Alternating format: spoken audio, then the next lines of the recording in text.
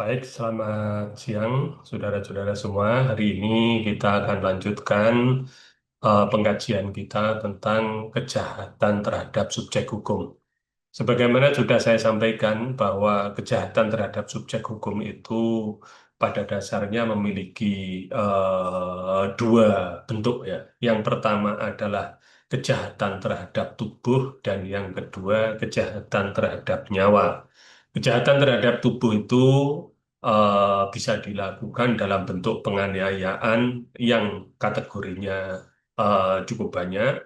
Kemudian yang kedua adalah pembunuhan yang juga memiliki beberapa karakteristik antara satu dan yang lainnya, meskipun sama-sama menghilangkan nyawa, tetapi ada perbedaan unsur tindak pidana. Konsekuensinya di dalam setiap hukum pidana, ketika ada satu bentuk perbuatan yang berbeda, maka ancaman pidananya juga berbeda.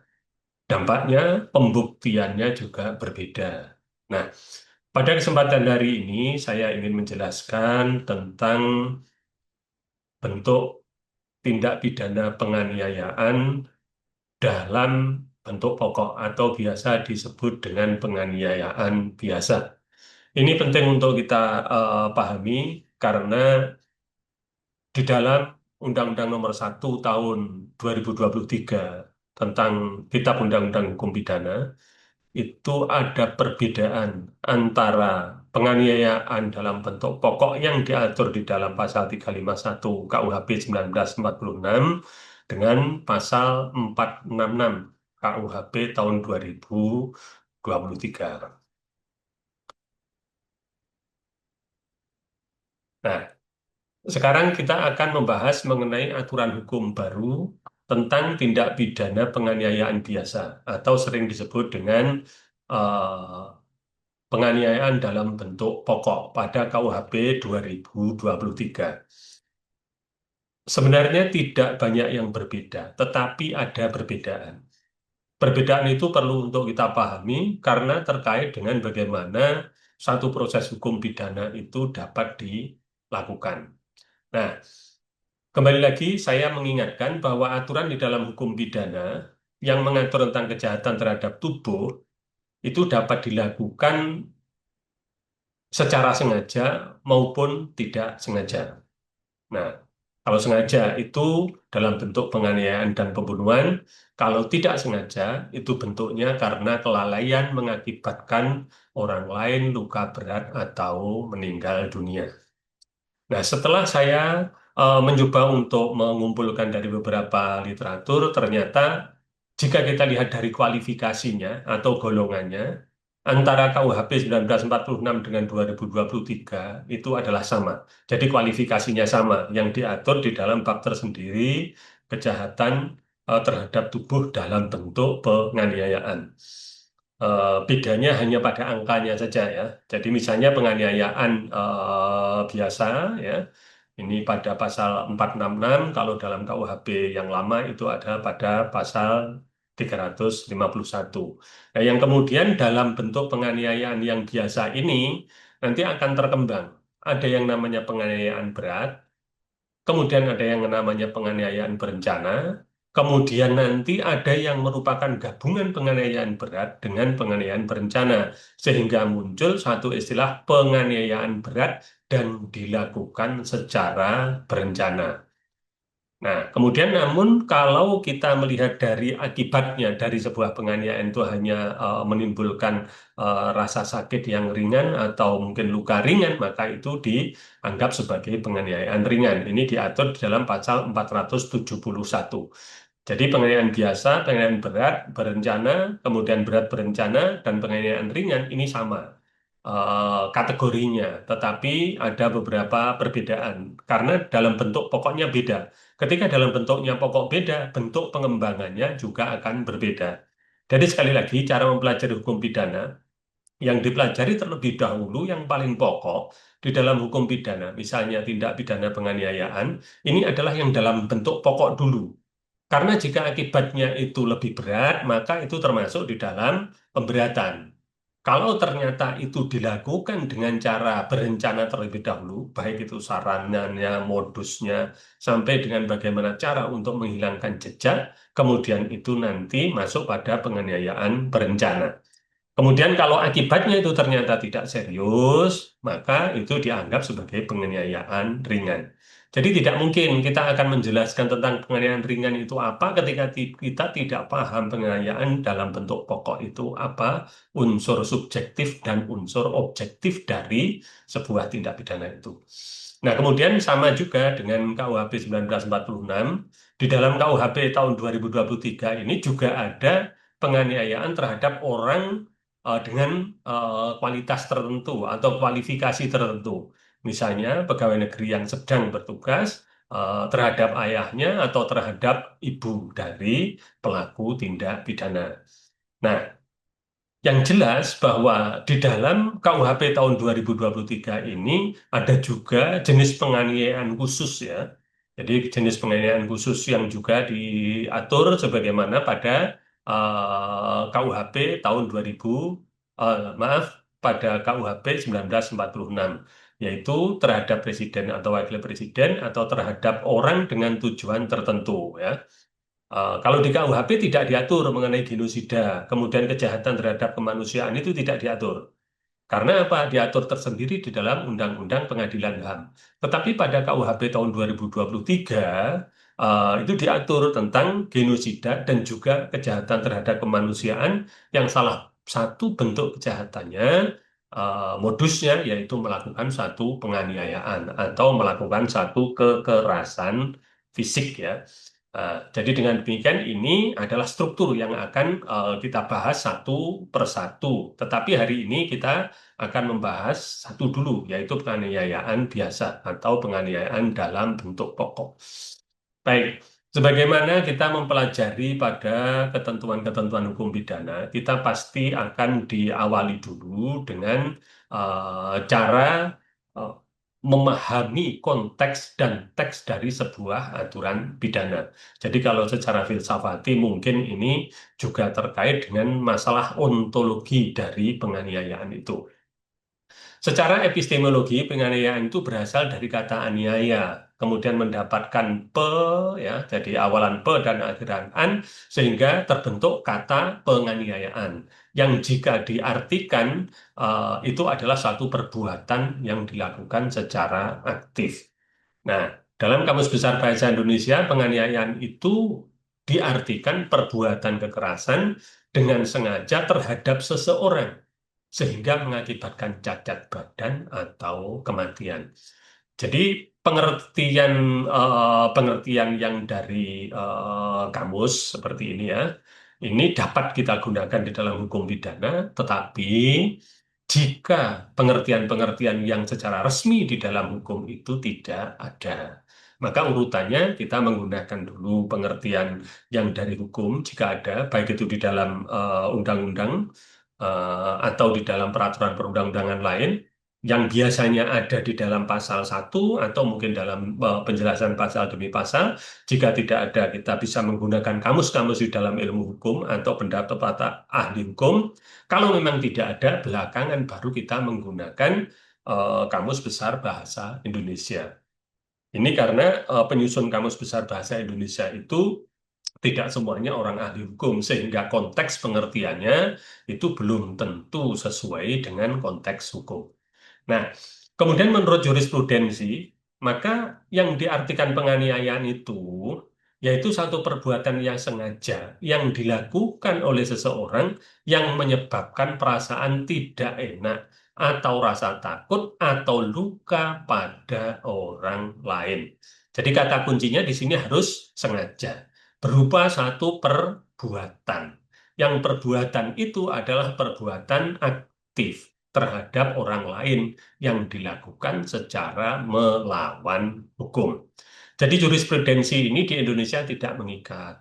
Tetapi jurisprudensi itu dapat dijadikan sebagai acuan oleh hakim dalam memutus dan mengadili satu perkara. Ini akan berbeda dengan di negara-negara yang menggunakan sistem common law ya, itu ada asas presiden di mana presiden itu menjadi satu hal yang mengikat bagi hakim-hakim yang akan memutus perkara berikutnya.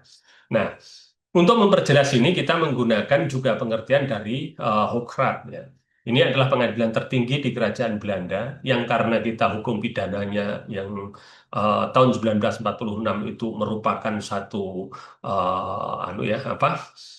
hasil dari konkordansi yang dilakukan oleh pemerintah Republik Indonesia, maka putusan pengadilan tertinggi di Kerajaan Belanda ini menjadi satu hal yang seringkali dipertimbangkan, seringkali diperhatikan di dalam penegakan hukum pidana.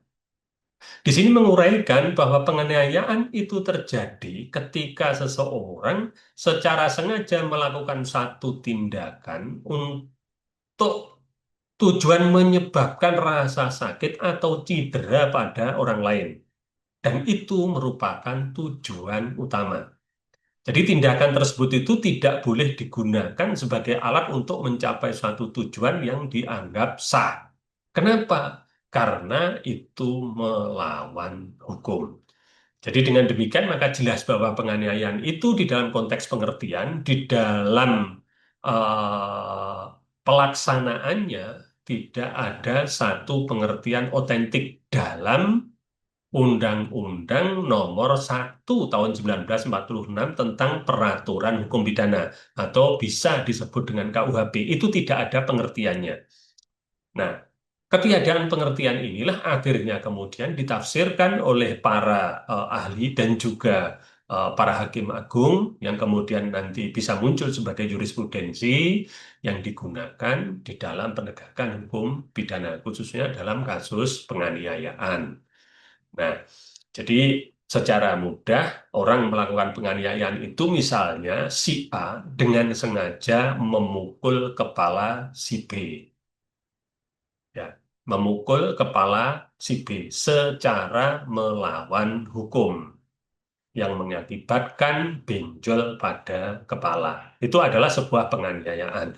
Tetapi jika si A memukul si B di dalam satu pertandingan tinju, maka itu tidak menjadi sebuah penganiayaan karena memang antara kedua petinju si A dan si B itu secara sah bersepakat dan juga diselenggarakan oleh olahraga tinju dalam bentuk asosiasi atau federasi dalam satu negara yang memang sah, maka itu tidak termasuk penganiayaan. Nah, dari dalam konteks yang kita sedang bicarakan ini, kita bisa melihat bahwa di dalam KUHP yang baru juga tidak dibuat suatu definisi. Namun di situ ada rambu-rambu yang bisa kita gunakan untuk membuat satu definisi. Jadi begini, eh, penganiayaan di dalam penjelasan pasal 466 ayat 1 itu pengertian penganiayaan tidak harus berarti terbatas pada penganiayaan fisik ya. Penganiayaan fisik maksudnya adalah penganiayaan fisik seseorang dan sebaliknya tidak setiap penderitaan fisik selalu diartikan sebagai satu penganiayaan. Nah, ini menurut saya apabila dipikirkan secara mendalam maka pengertian penganiayaan itu karena dalam penjelasannya juga juga dapat dimaknai itu, maka bisa termasuk penganiayaan jika orang sengaja dan melawan hukum melakukan kekerasan psikis. Ya, misalnya sengaja membentak dengan keras atau memarahi terus-menerus atau memaki secara serius yang mengakibatkan korban tindak pidana itu merasa tidak nyaman, stres, tidak enak, atau mungkin juga sakit hati. Nah, jadi dengan demikian, maka apabila di dalam KUHP tahun 1946 penganiayaan itu bersifat fisik saja, maka di dalam pasal 466 ayat 1 ini menjadi lebih luas, bisa termasuk penganiayaan psikis. Ya. penganiayaan psikis. Ya. Ini tidak termasuk misalnya penistaan, bukan. Juga tidak termasuk penghinaan atau mungkin ujaran kebencian dan lain sebagainya. Tidak. Karena di sini ada tidak setiap penderitaan fisik selalu diartikan sebagai penganiayaan dan tidak harus berarti terbatas hanya penderitaan fisik saja, maka menurut saya ini dapat dikategorikan sebagai penganiayaan. Tapi dengan syarat antara pelaku dengan korban tidak termasuk dalam hubungan lingkup rumah tangga. Ya, jadi bukan seorang anak kepada ibunya atau seorang ayah kepada anaknya atau terhadap istri dilakukan oleh suaminya. Karena jika itu, maka tidak termasuk di dalam penganiayaan. Itu masuk di dalam tindak pidana kekerasan psikis yang diatur di dalam Undang-Undang Penghapusan Kekerasan dalam Lingkup Rumah Tangga. Jadi dengan demikian, dengan definisi yang ada secara tersirat di dalam pasal 466 ayat 1 ini, nanti menjadikan orang yang melakukan satu kekerasan secara psikis terhadap orang yang tidak ada hubungan keluarga dapat dipidana. Ya, dapat dipidana. Karena selama ini biasanya itu hanya menggunakan pasal perbuatan tidak menyenangkan dalam tanda kutip sebagaimana diatur dalam pasal 335 KUHP. Jadi nanti akan jelas ini bisa digunakan di dalam mengadili orang yang melakukan kekerasan fisik yang di antara pelaku dan korban tidak ada hubungan dalam lingkup rumah tangga. Nah, kemudian R. Susilo itu memberi suatu contoh keadaan-keadaan yang disebabkan oleh suatu peristiwa pidana berupa penganiayaan. Yaitu bentuknya adalah perasaan tidak enak. Ya. Jadi misalnya eh, A mendorong B terjun ke sungai atau got sehingga B basah. Itu dilakukan dengan secara melawan hukum, sengaja, bukan atas kehendak dari korban. Atau mungkin juga mewajibkan orang berdiri di bawah terik matahari secara melawan hukum. Ini adalah contoh dari keadaan atau perasaan tidak enak. Ini adalah salah satu bentuk dari akibat penganiayaan. Kemudian yang kedua itu adalah rasa sakit. Jadi misalnya rasa sakit seseorang yang diakibatkan karena dicubit, didupak, dibukul, ditempeleng, atau ditendang. Ini yang rasa sakit ya. Rasa sakit. Jadi rasa sakit itu berbeda dengan penyakit ya yang sebagaimana sudah lazim. Jadi ada penyakit, misalnya tifus, kemudian disentri, kemudian ada juga difteri dan lain sebagainya itu adalah sakit. Sedangkan rasa sakit itu adalah satu perasaan yang disebabkan oleh sakit akibat dari luar individu yang dilakukan oleh orang lain secara melawan hukum. Ya.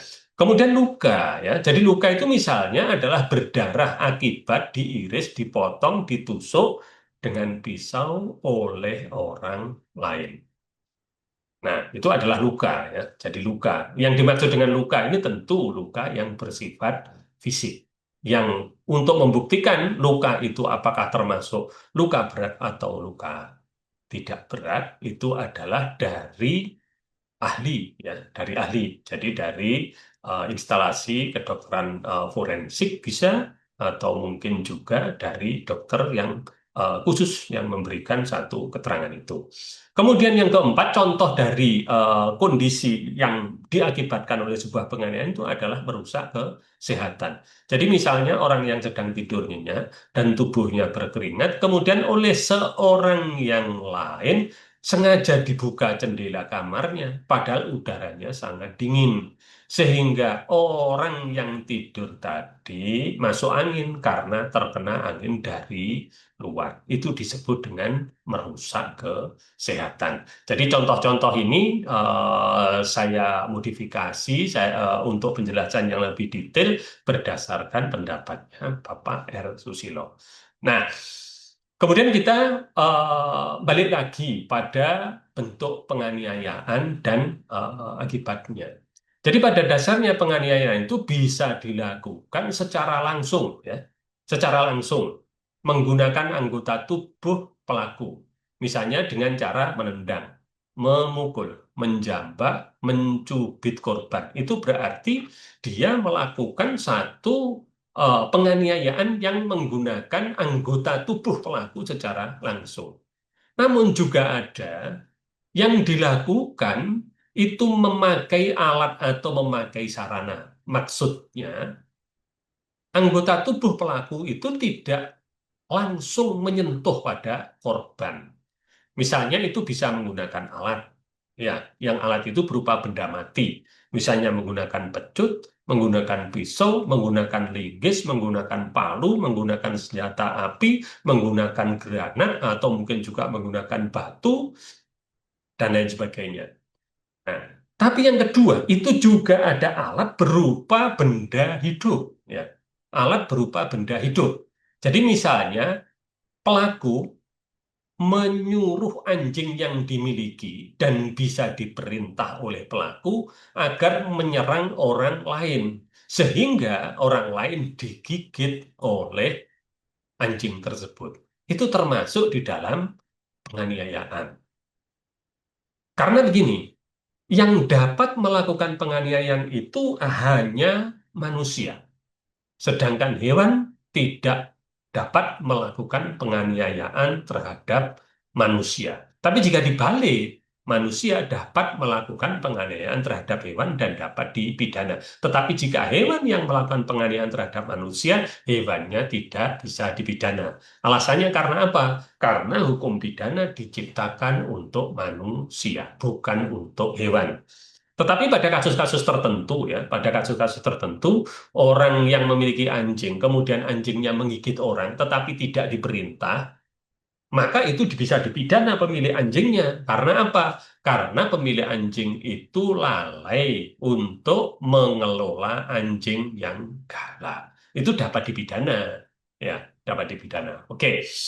Kemudian kita lanjutkan lagi. Jadi penganiayaan biasa atau disebut dengan reward mishandling, ya, atau penganiayaan dalam bentuk pokok itu sebagaimana tadi saya kemukakan bahwa diatur dalam pasal 351 KUHP 46 dan 466 KUHP 2023. Pada hakikatnya itu adalah semua kualifikasi penganiayaan yang tidak termasuk penganiayaan berat atau penganiayaan berencana, atau penganiayaan berat berencana, atau penganiayaan pada orang-orang yang berkualifikasi khusus, dan juga bukan merupakan penganiayaan ringan.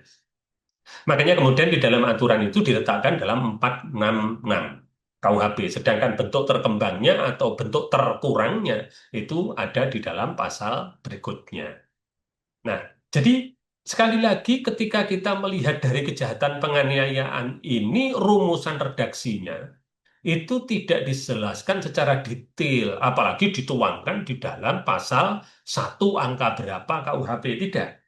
Ini tujuannya adalah untuk memberikan kepada hakim keleluasaan untuk mendefinisikan sesuai dengan hasil pemeriksaan di persidangan dan juga hasil penerapan dari moral justice, social justice, dan juga legal justice yang diyakini oleh hakim. Karena bentuk penganiayaan itu selalu bisa berkembang dari masa ke masa. Ketika dibuat suatu definisi yang ketat, itu bisa jadi nanti akan menjadi penghambat di dalam proses penegakan hukum pidana. Kalau kita lihat penganiayaan dalam bentuk pokok itu contohnya adalah A sengaja memukul pipi B dengan telapak tangan yang mengakibatkan benjol dan berdarah pada pipi korban yang dilakukan secara melawan hukum. Jadi sekali lagi dilakukan secara melawan hukum. Apabila dia membela diri, maka tidak termasuk penganiayaan. Atau dia melakukan pembelaan terpaksa yang melampaui batas juga tidak termasuk penganiayaan. Sehingga kesimpulannya, kalau kita lihat penganiayaan itu bentuknya apa, itu berbagai variasi. Intinya adalah yang dilakukan secara sengaja dan melawan hukum yang mengakibatkan rasa sakit atau rasa tidak enak atau merusak kesehatan pelaku. Perbuatan tersebut dilakukan dengan tidak sah. Nah, kemudian kita bandingkan ya. Jadi kita bandingkan antara substansi dengan redaksinya.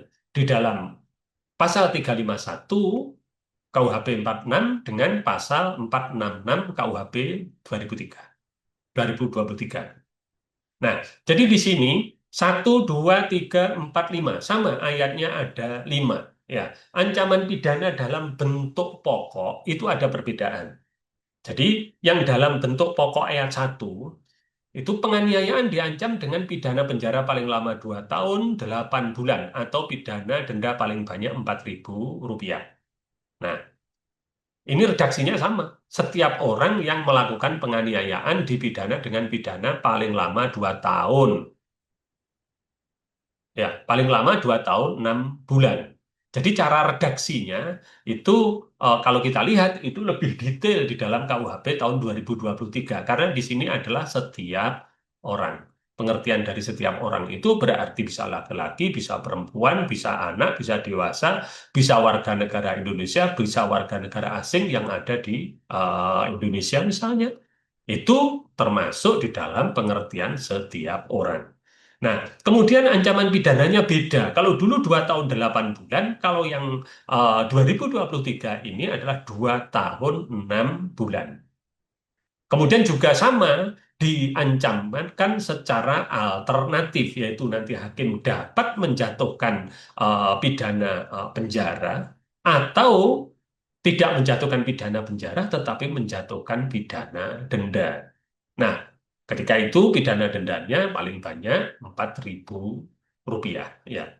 Sedangkan di dalam KUHP tahun 2023 ini pidana dendanya paling banyak kategori 3 ya, kategori 3.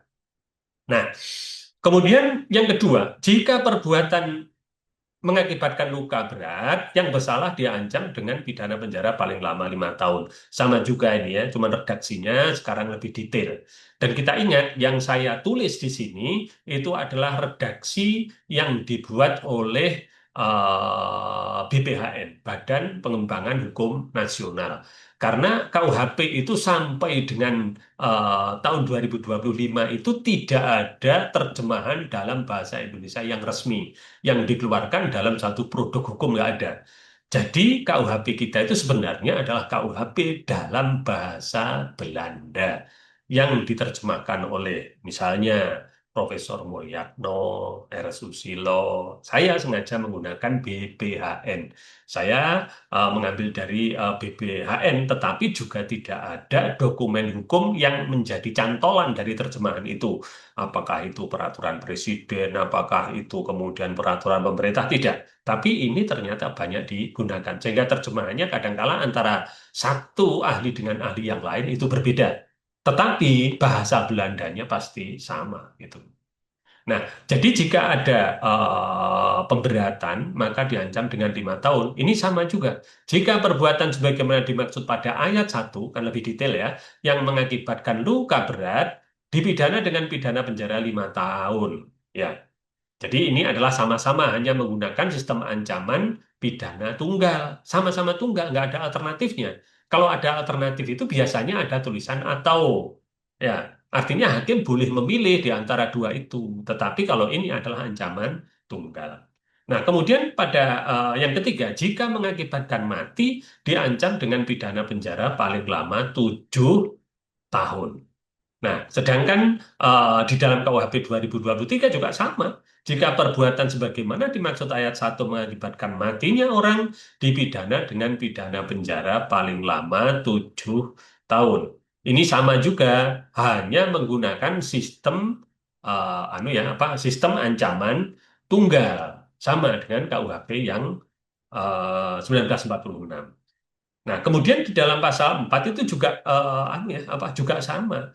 Maksudnya ini memberikan suatu pembatasan. Dengan penganiayaan disamakan sengaja merusak kesehatan. Ya, jadi artinya begitu. Kemudian nanti yang tadi ada rasa tidak enak, kemudian ada pitch atau sakit ya, atau rasa sakit ya, itu adalah terjemahan atau pengembangan dari para ahli. Tetapi di dalam ini yang ayat 4 ini dalam Undang-Undang tahun 2023 termasuk dalam penganiayaan sebagaimana dimaksud pada ayat 1 adalah perbuatan yang merusak kesehatan. Kemudian yang ini sama ya, sama intinya sama. Cuman redaksinya saja yang berbeda. Kemudian yang ayat 5 percobaan untuk melakukan kejahatan ini tidak dipidana. Di sini juga gitu, percobaan melakukan tindak pidana sebagaimana dimaksud ayat 1 tidak dipidana. Jadi dengan demikian kalau kita lihat dari substansinya, itu ada perbedaan sedikit ya, terutama adalah pada pada isinya yang lebih jelas, kemudian redaksinya juga lebih terukur ya, lebih terukur, lebih mudah untuk dipahami. Nah, sedangkan perbedaan yang paling mencolok itu adalah pada ketentuan ancaman pidana yang tadinya 2 tahun 8 bulan, kemudian jadi 2 tahun 6 bulan. Baik, saya sekedar memberitahukan saja ancaman pidana kategori 3 itu adalah 50 juta ya. Jadi pidana denda itu dalam KUHP tahun 2023 itu diatur secara detail berdasarkan kategori ya. Berdasarkan kategori tidak disebutkan nominalnya tetapi kategorinya. Tujuannya adalah untuk memudahkan di dalam proses perumusan dan dalam pelaksanaan. Karena di sini ya pidana denda paling banyak ditetapkan itu adalah kategori 1 juta, kategori 2 10 juta, kategori 3 50 juta, kategori 4 200 juta, kategori 5 500 juta, kategori 6 2 miliar, kategori 7 5 miliar, kategori 8 50 miliar. Nah, kemudian dalam hukum pidana tahun 2023 itu ada sesuatu yang bagus yang memuat bahwa dalam hal terjadi perubahan nilai uang, maksudnya nilai rupiah ini ya, ketentuan besarnya pidana denda ditetapkan dengan peraturan pemerintah. Jadi ayat 2 ini memberi satu peluang untuk melakukan modifikasi besarnya denda. Jadi presiden itu dapat melakukan satu perubahan. Karena apa? Karena ini adalah perintah undang-undang. Ini berbeda dengan KUHP tahun 1946. Apabila ingin melakukan satu penyesuaian terhadap nilai rupiah, maka bentuknya harus undang-undang. Karena logika dari hukum, kalau ancaman pidana denda itu ada undang-undang, nilai nominalnya ada di dalam undang-undang, maka hanya bisa dirubah apabila yang merubah adalah pembentuk undang-undang dalam kondisi normal ya, dalam kondisi normal. Berarti yang mengubah itu adalah undang-undang. Kalau dalam kondisi yang keadaan yang memaksa, maka diubah dengan peraturan pemerintah pengganti undang-undang. Nah, kemudian apabila itu terhadap materi, bisa juga itu diuji materikan ke Mahkamah Konstitusi. Proses itu memerlukan waktu yang lama, panjang, dan sulit. Makanya kemudian kalau untuk melakukan satu perubahan terhadap besarnya denda, itu dapat dilakukan melalui peraturan pemerintah, yaitu yang membuat adalah presiden. Jadi semua di dalam KUHP tahun 2023 itu ancaman pidana itu pasti menggunakan kategori. Sedangkan pidana penjara itu disebutkan secara langsung. Nah, kemudian sebagaimana tadi saya sebutkan bahwa ketentuan eh, penganiayaan di dalam penjelasan ini diuraikan Ketentuan ini tidak memberi perumusan mengenai pengertian penganiayaan. Hal ini diserahkan kepada penilaian hakim untuk memberikan interpretasi terhadap kasus yang dihadapi sesuai dengan perkembangan nilai-nilai sosial dan budaya serta perkembangan dunia kedokteran. Nah, jadi ini berarti bahwa pengertian penganiayaan tidak harus berarti terbatas pada penganiayaan fisik dan sebaliknya, tidak setiap penderitaan fisik selalu diartikan sebagai satu penganiayaan. Nah, jadi sekali lagi, karena itu, menurut saya penganiayaan dalam 466 ayat 1, penganiayaan dalam bentuk pokok, pengertiannya ya, itu juga bisa dilakukan dengan bentuk ya, memaki-maki, yang mengakibatkan korban stres atau tertekan psikisnya. Dan nanti untuk pembuktiannya bagaimana? Ya, akan diadakan satu pemeriksaan oleh psikolog atau oleh ahli untuk membuktikan bahwa itu terjadi satu penganiayaan yang bersifat psikis. Sepanjang itu tadi, antara pelaku dengan korban tidak ada kaitan hubungan rumah tangga. Ya, nah jadi itu.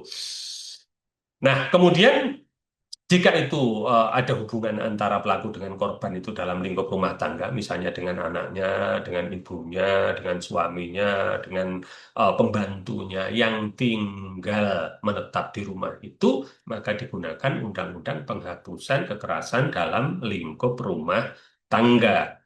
Nah, jadi dengan demikian paham bahwa yang dimaksud dengan penganiayaan pada KUHP tahun 2023 ini jauh lebih luas dan jauh lebih memberikan peluang pada pencari keadilan untuk eh, menciptakan keadilan melalui putusan pengadilan. Namun sebaliknya juga memberi peluang adanya banyak orang yang melaporkan kasus penganiayaan. Oke. Nah, kemudian dalam penjelasan itu juga diuraikan, dalam ketentuan pasal 466 ini juga tidak dicantumkan eh, frase dengan sengaja. Karena hal tersebut sudah diatur dalam pasal 36 dan pasal 54 huruf C dalam rangka pemberatan pidana. Jadi begini, intinya berdasarkan pasal 36 bahwa semua tindak pidana dalam KUHP 2023 adalah kesengajaan. Kecuali jika dalam redaksi pasal tersebut ditulis dengan terang, itu kelalaian. Sehingga artinya jika dalam redaksi aturan hukum dalam KUHP dan ketentuan hukum di luar KUHP, nggak ada tulisan kelalaian, maka harus dianggap itu kesengajaan.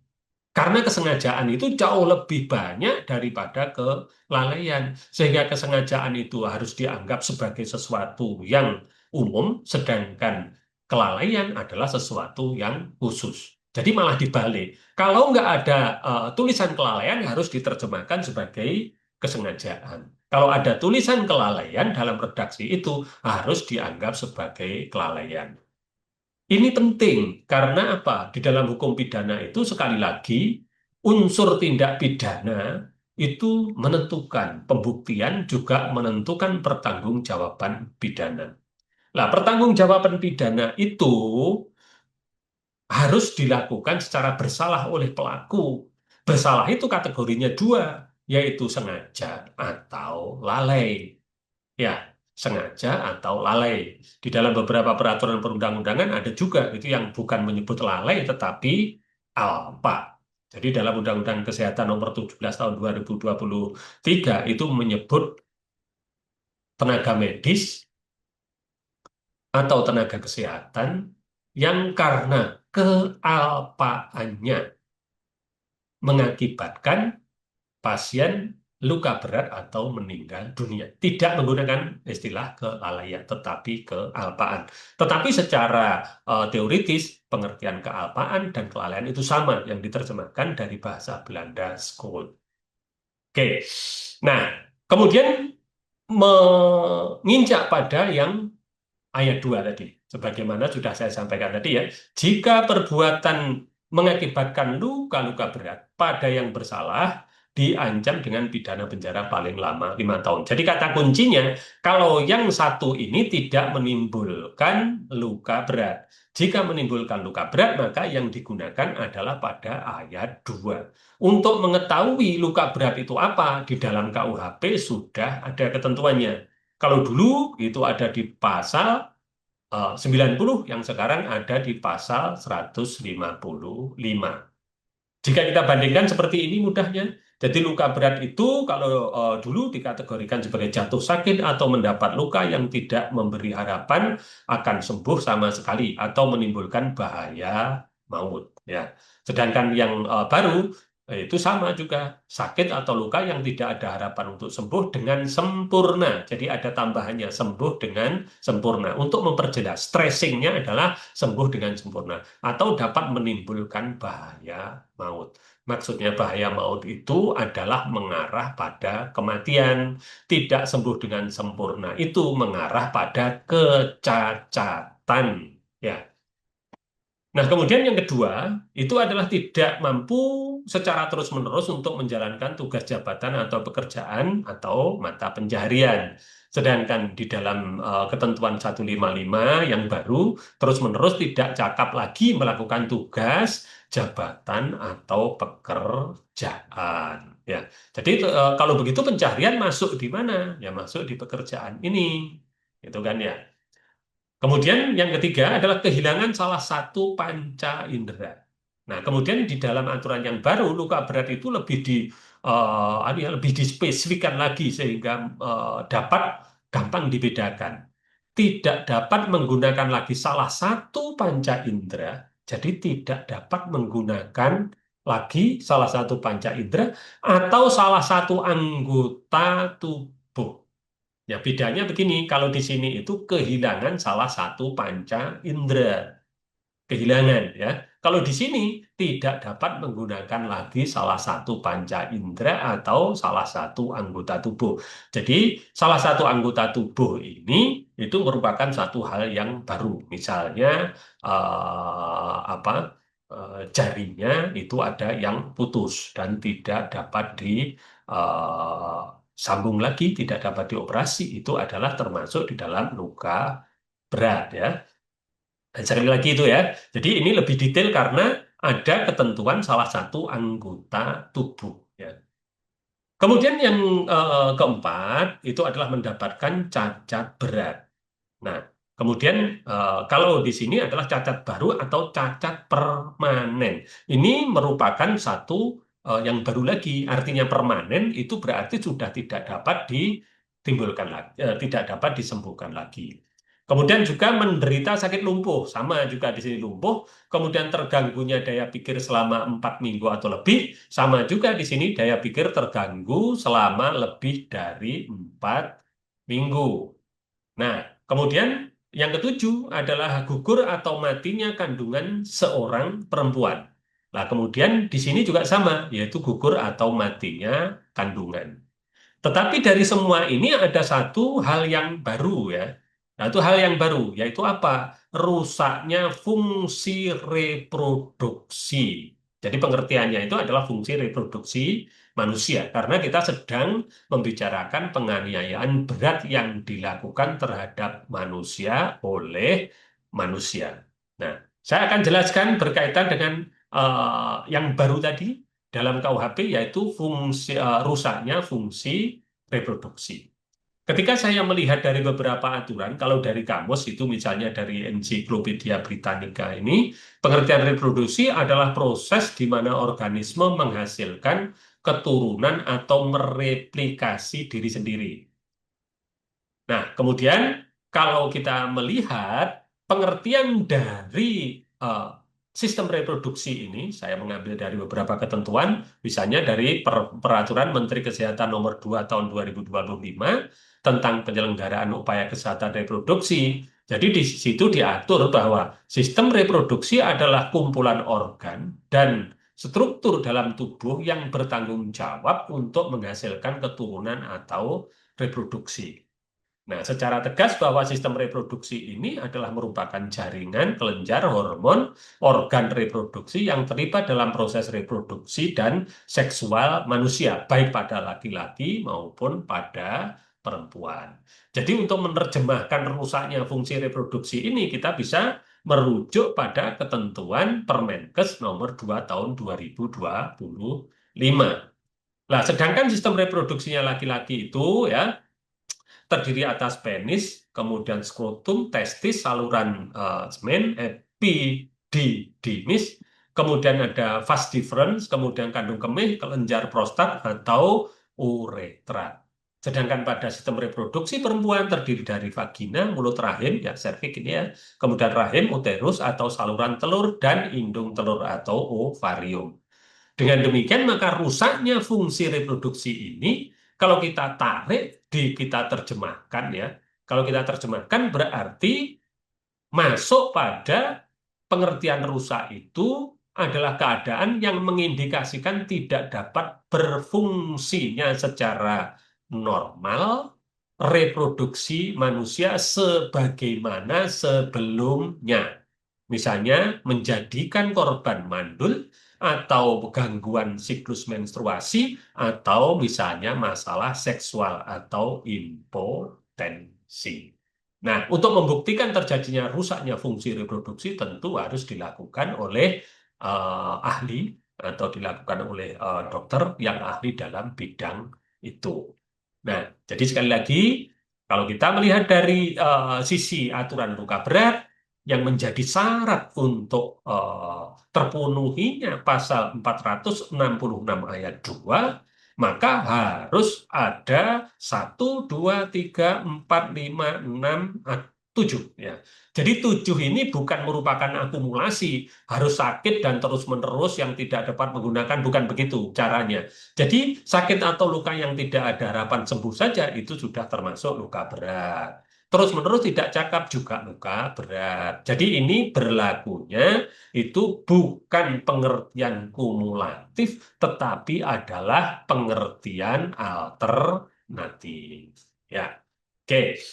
Nah, jadi kalau kita melihat dari tindak pidana yang dilakukan, nah, maka kita bisa melihat luka berat dalam pasal 446 ayat 2 itu yang pidananya penjara diancam dengan 5 tahun, itu perlu juga dibedakan dengan luka berat sebagaimana diatur dalam pasal-pasal berikutnya. Ya.